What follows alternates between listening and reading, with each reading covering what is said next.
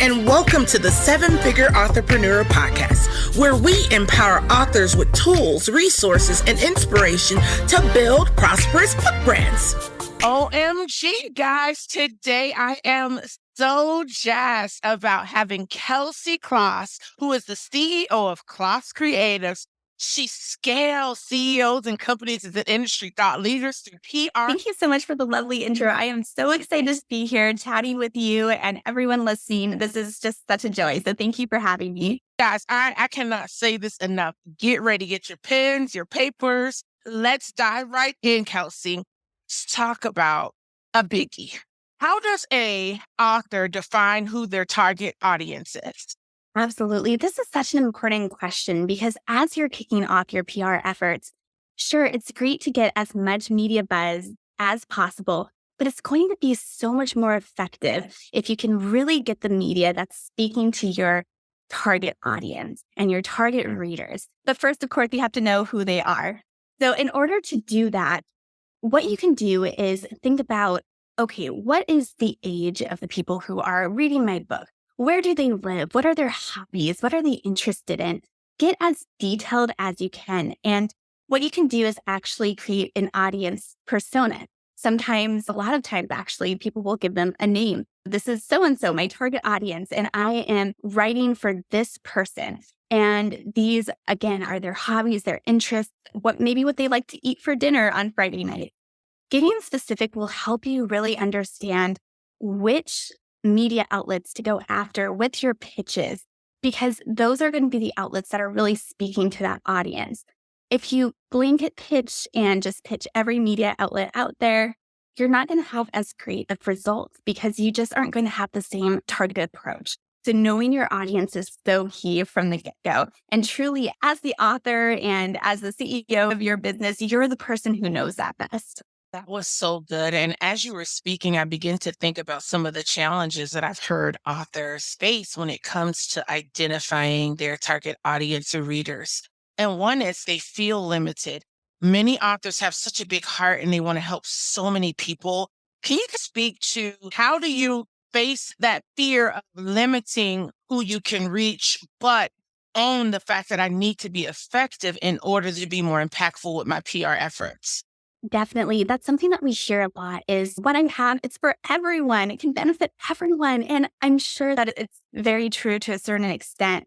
However, if you start with a really target persona and a target audience, then you can really reach the people who it'll help most. So think of it in that way. Even though, sure, you might be able to help everyone, there's certain people that you can help most with your work. And if you start with them, then you can have that ripple effect of reaching even more people. But it's one of those things where if you dilute your effort and try and reach everyone, it's just not going to have the same effect. And very rarely is one thing a great fit for every single person out there. And that doesn't mean that it's lower quality or it's not as great of a story or a product. It's just the nature of things. And really honing in on that target audience will really help you in the long run. I love what you said. You said who you desire or believe you can help the most. That was so good. Guys, I hope you guys are taking that in. It's not about helping less, but it's about helping more effectively. And that was so well said. All right. So we got question 1 in the back. Let's work on question 2. Many authors, they really struggle with identifying what their unique selling point would be with their product through their book. Can you speak on that from a PR perspective? Definitely. Sometimes when you're really in it and you've spent so much time on a book, it can be difficult to have that third-party perspective of, okay, what really makes my book stand apart? What really makes it so valuable and maybe more valuable than the next book in the lineup, whatever it might be? I think that it can be really helpful to talk about your story and talk about your book with others quite often and see what makes them perk up. See what makes your listeners go, oh, that's really neat, or that's really interesting. What makes their eyes light up? What catches their attention during the conversation?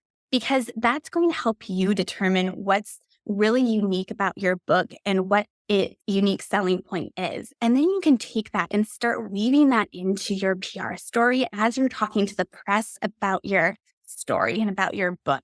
And keep in mind that your unique selling point It might come in the form of what's the unique selling point of your book itself? What's the unique selling point of you as an author? What unique perspective do you have that really brings something new to the table? And that's what's so exciting. Every book and every author does bring something new and something advantageous to the table. And it's just about identifying what that is for you. So you don't have to create it. It's already there. You just have to uncover it. And by talking about your book and yourself a lot with others, you'll start to determine what exactly that is. Oh my goodness. You do not have to create it. You just have to uncover it. That was so good. You got me to thinking about my most current book project that I'm working on. I'm publishing my first children's book, and I'm primarily a nonfiction genre type writer, but I am now toying with fiction/nonfiction content through this children's book. And I did something so different than I usually do. I started reading the book to people. I read it to over 11 people. Why? What do you think? Is it connecting? What's the moral of this story? How does it make you feel? As a result of my reading it to 11 people, I was able to really strengthen my character. I wanted her to be 5, but everyone thought she was a little older based on the conversations that we're having. So we raised her age to 8. We were able to refine some things about the personality so it could truly come across through the content. We were able to strengthen some of the dialogue. I'm telling you, that feedback just went whoa. And by the time I made all of the revisions and started to reread, I was able to, out of 11 people from age 6 to 63, I was able to get a 9 out of 10 overall. That's amazing. What a valuable exercise, too. It's almost like a little focus group in a way where you get that real time feedback and then you can actually apply it to the in progress work. So that's incredible. Well, when you spoke, I was like, wow, that's so good. I can see where I was even applying that. So guys, just know that I was always taught it this way. The people who you create it from, they are able to determine its value. And I know that's like humbling because no, I know my stuff is good. But if you're not hearing back from people, if you're not being vulnerable enough to put it out there and let people give you their feedback, then you're not going to be able to bring it up to the level that people can appreciate it in the way that you created it. So thank you so much for speaking in that regard, Kelsey. All right, guys. Question 2 in the bank. Let's move on to question 3, goals. Now, all of us probably are familiar with developing them, but can you bring us to a deeper understanding on what do we need to do to build really good PR goals for our project? And definitely, I know that as an author, it might feel like the number one goal is always just to sell more books, which is great. You want to get your book out there, but keep in mind that the first touch point you have with your audience through the media might not be enough to actually get them to that purchase point. It's going to take a little nurturing through the marketing funnel to get them there. It's great if it happens right away, but think about what your goals are to nurture that audience through every phase. For instance, when you first introduce your audience to your book through a media opportunity, maybe it leads to your website where you also have a pop-up where they can sign up for your newsletter. So even if they're not ready to purchase the book quite yet, they can sign up for your newsletter and you can send them regular correspondence through that to nurture that relationship until they're ready to buy. Or maybe you're an author who wants more speaking opportunities. Introduce yourself not only as an author, but as a speaker when the journalist asks what your title is and how you want to be introduced in the article. And make sure that the link that you give them also has a button on that page to learn more about your speaking opportunities. So there's a lot that you can think about in terms of what are my PR goals beyond just creating buzz, because buzz doesn't mean much unless you actually then turn that into something. But then what do you want to turn it into? Is it just book purchases? Is it speaking opportunity? Is it newsletter signups? And once you get clear on that, you'll know much better not only how to introduce yourself to the press, but perhaps even which outlets to pitch. That is so good. Now, I've often heard that sometimes even when developing PR goals, that it's important that you understand what's the current climate of the media. Say I'm writing about encouragement and uplifting, but the current need in the media is stories of overcoming. How do you win but remain authentic in a market in the media that's different than what you're writing directly on? Definitely. I think that there's a lot of ways that you can capitalize on trends happening in the media by telling your story, but in a way that relates to it. So you're not rewriting your story, you're just framing your story through the lens of the current topic. Oh, you hit the word. It's framing your stories. Guys, I hope you pick that up because a lot of people as authors, we're so attached to A, B, C, D. This is my story. But in order to be successful with our PR goals, we have to understand how to reframe it. Let's just do a small quick exercise even with that, Kelsey. So again, my kid's book is all about inspiration and affirmation. But let's say that the current trend is that elementary students really need to understand how to stand up for themselves in the face of bullying. How could I reframe that story to really match the trend, but stay true to the core of my message? Absolutely. I think that when you're pitching that to the media, you can keep that core pitch around inspiration and affirmation. But then maybe you also tie in a study about how affirmation helps with self-confidence and self-confidence can help with bullying. You tie it together and you can do that through outside sources too, like research that really backs up your way of framing it. It's not spin. I hate that term personally because you're not spinning anything to be inauthentic. You're simply connecting the dots. So think of it as that. You're connecting the dots to all these different perspectives and ways that your book can help the many people out there. It's possible. The media could be talking about a whole boatload of different things. Your book might not be a direct fit, but it is important that you find a way to connect it. I love what you said, connecting those dots and still staying true to your core message, connecting it to be valuable with whatever the current trends. For question 3 in the bag, let's move on to question 4. When it comes to media outreach, how does that differ in your planning from just your PR goals? Definitely. So with outreach and with building your outreach plan, it can be very tempting to just start reaching out to everyone, especially if you're not hearing back and maybe you start to feel a little panicked that you're thinking, oh my goodness, I just have to do more and send more out there. And that can get very exhausting and very discouraging, especially because journalists receive so many pitches that it's very likely you might not hear back on your first try. So I would build out a plan of, okay, these are the target publications I'm going to reach out to this week, in addition to monitoring, let's say, helpareporter.com or quoted queries. That's what I'm going to focus on this week.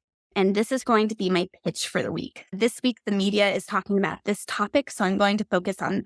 And then next week, I think because of seasonality, it's going to shift to this topic. So campaign for week number 2 is going to be about this, let's say, fall-related topic as we enter the fall.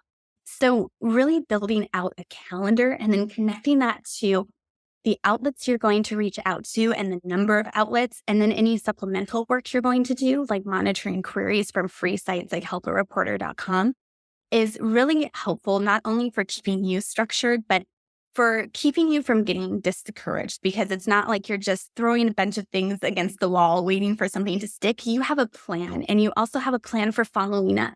So after week 1 goes, you move on to week 2. And then maybe on week 2, you're also following up with those original queries from week 1. So you're not just putting a lot out there and then forgetting about it. You're nurturing those relationships, following up with the journalists, seeing how you can help them and how you can benefit them and their audience through what you have to offer as an. I got a follow-up question. On average, if a person's doing that type of work by themselves, how much time would you say that would require for them in terms of a commitment? Definitely. I think the great thing about PR is you can scale it or minimize it as much as you want. Remember, by knowing your target audience, you'll be more effective in your outreach. So if you get really clear on that, you won't have to do as much outreach because you're not going as broad. You're being very targeted. And one placement in a niche publication can bring you many more leads and purchases than 3 appearances in a really broad, general, huge publication. So get really specific. If you only have an hour or 2 to dedicate to this per week, then get very specific on who that target audience is, which publications they read, where they hang out online, and then go after those. Let's not give into those excuses that we can't do it because we have too much going as you can hear, Kelsey just gave you a real simplistic approach to even getting a minimal amount of PR done for your project. Let us move on to question 5. Social media. OMG. That's a big doozy. So can we discuss what role would social media play in a PR plan for an author?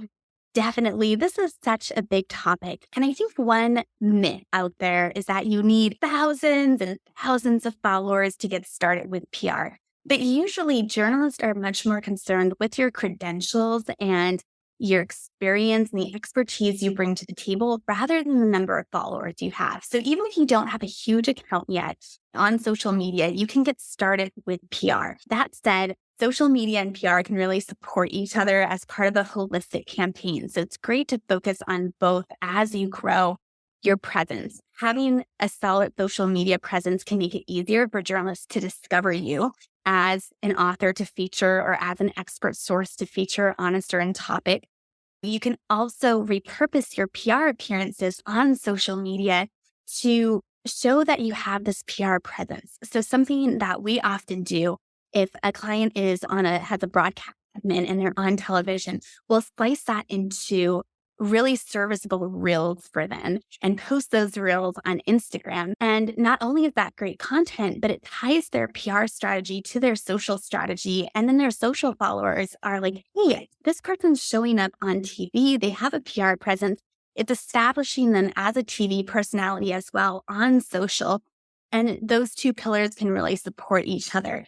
So think about how you can intertwine them. They shouldn't exist in separate silos, but rather support each other. And maybe there's even PR opportunities where you want to direct readers of a certain publication to your Instagram account or to your YouTube account if you read maybe children's books on YouTube and you want to grow that following. It can be really beneficial to make sure there's a holistic strategy there. I love what you shared. And I know you guys are probably like, she keeps saying she loves everything, because I do. It's also valid. It's also intentional, and it's also good. When you were speaking about being really intentional in your messaging, so that way you really can create this holistic approach and connection with your PR efforts and increase your ability to be discovered. I find that a lot of authors struggle with identifying that core thing they want to share about 50,000 words, right? A kid's book is about 700 to 800 words, whereas your average nonfiction book is like 50,000 words. Going back to your point on making the best use of your social media to tie into your PR strategy, how would I find my core message, that core thing I want to share about my book to really be known? Definitely. So going back to telling your story, I think that you can start with that core story, but then also test things on social media. If you have a longer book, it's a great opportunity to spark intrigue. Social media is a great place to catch people's attention and see what they're most, and you upload a few of those videos as Instagram reels. Where are people saying, wait, I need to know more. What happens next? And similar to telling your story to several different people in person, when you tell different variations or maybe chapters of your story on social media, you'll learn what your audience gravitates towards the most. And you can actually look at your analytics and see, what are people saving the most? What are they sharing the most? And that's going to tell you a lot about where their interests are and what you should share more of on social media. I have to pat my little self on the back, because a lot of what you're sharing, honest to goodness, without a huge PR background of my own, I did for my soon to come kids book. No lie. I did a whole celebrity move. I did how celebrities show their baby's hands or feet because they want to check the identity of their kid for a certain period of time. So when my character was done, I showed a picture of the hand. That was the silliest thing, but I got so much buzz, and I've been dropping little points. Hey guys, we're going into edit. I'm so excited. Little things. And I have watched from my DM to my stories to my engagement, my posts, people are falling in love with my character, and I haven't even told them her name. Oh, that's incredible. I love that. Just revealing a little bit and tying into that trend too of showing the feet or showing the hands. You really capitalized on a fun trend that made it unique to you and your story and your book. So that's incredible. Yes. So, guys, the reason why I'm sharing that is I want to validate what Kelsey is sharing. And yeah, for me, I'm a little eccentric. So the whole celebrity mood made sense. And maybe you're not going to go there, but connecting and giving dripping pieces of who you are and what you're creating to your audience is going to be absolutely important for you. All righty. So let us go on to interviews and events. How do we make the most out of these for PR? Definitely. So when you're preparing for an interview, you really want to get clear on your core talking points ahead of time. Just because you practice a lot out of an interview does not mean you're any less experienced. You shouldn't expect to walk into an interview and just be able to wing it. The most experienced media personalities I know are the ones who practice the most ahead of time because they know that journalists or audiences are looking for core messages and they prepare what those messages are ahead of time. A journalist will really appreciate it if you can tell your story in a few sentences to start. And then if they need more details, they'll ask for those details and you can expand upon it. But when it comes to interviews, remember that more is not more. The journalist is on the other end recording you or taking notes in real time. And if it takes you a long time to get to the core of your message, it's going to be more difficult for them to pull that core message from the larger conversation. It's also going to take them more time to transcribe the interview, which means more work for them. If you can make that easier for the journalist, you're more likely to get contacted again for additional interviews. So that's why you really want to prepare. If you're someone who gets nervous, that's completely understandable and so common. Just practice a lot ahead of time. If you're going to be live on the air, maybe practice where you're going to be taking breaths because that's very common is running out of breath during an interview. So you might even practice ahead of time. Here's my core message. And after this sentence and that sentence, I'm going to take a pause to breathe and it's going to be okay. And I'm still going to have enough time to finish everything. And taking those breaths will not only prevent you from running out of breath, but it'll help you sound more confident and more relaxed in your conversation, which translates great on the air. Wow. And for me, I would add one that I have to practice is I mispronounce words often. And at first, that would lead to a whole breakdown of a sentence structure with me. But it is who I am. So the more I embraced just my unique, there are areas I'm still working on it because I want to ensure that I'm coming across intelligent and confident. But certain parts are just me and I embrace it. And it has really improved my ability to deliver interviews that are engaging, that are exciting, that gets me opportunities to be invited back. So thank you so much for bringing out all those points. I'm not sure if there's anything you'd want to share in follow up to what I just shared.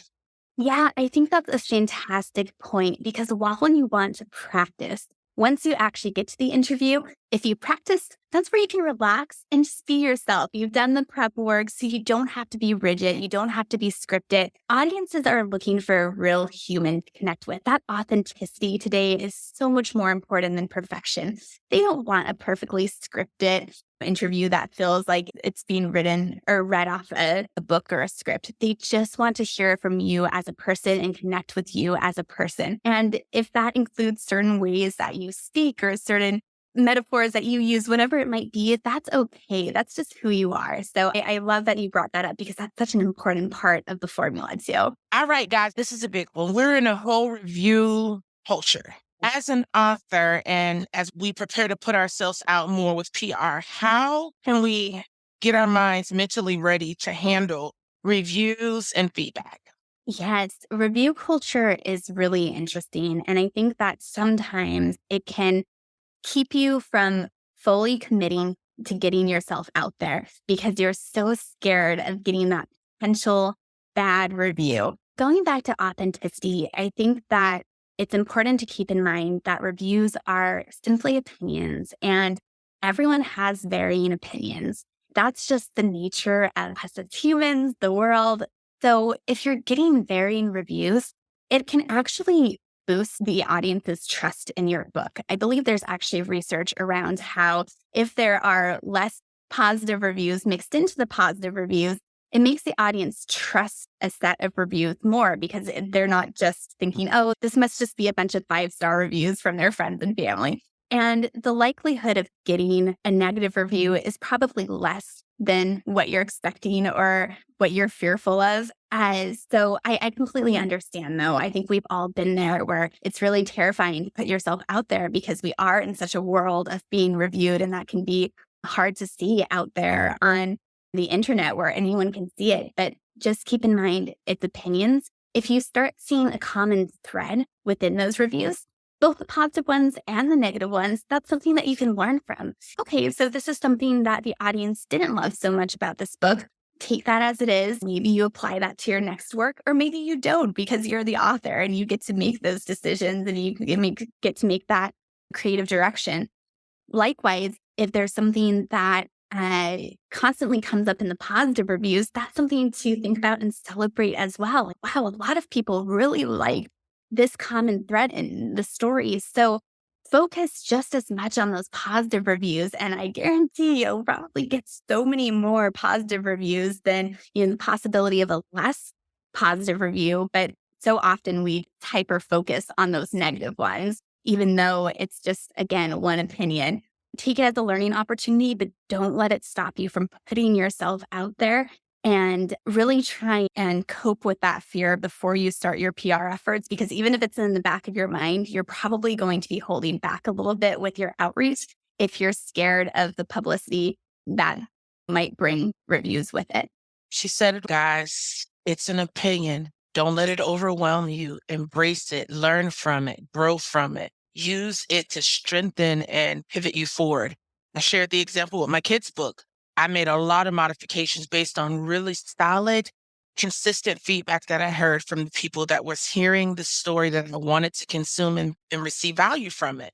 In my case, I was still at the phase where I can make reviews. If you're not, as Kelsey shared, just maybe apply to future revisions or future projects. But by no means do not become discouraged, stopped, or give up on your work because you got a bad review. All right, guys, it's time for me to bring our interview to a close. I am going to let the awesome Miss Kelsey wrap us up with sharing a resource to point our listeners to continue to grow in their understanding of PR. Yes, thank you so much. For PR tips to get started, you can find KROSS Creatives on LinkedIn and Instagram. We share a lot of educational tips there on generating PR and social media for that matter. Soon we'll actually be offering a guide for those who want to kickstart their own PR efforts, and that'll be found at KROSScreatives.com. So lots of resources there. And of course, if you ever have a question about anything specific to your book or your journey, feel free to reach out to me directly. You can find me on LinkedIn, Kelsey Kloss, and I'd be happy to chat with you about your goals and what you're working on in terms of PR. Thank you so much, Kelsey. You guys, let's continue to grow from all that we've learned. Amen and amen. Okay, guys, now it's time to implement. It's time to execute, and it's time to prosper. Until next time.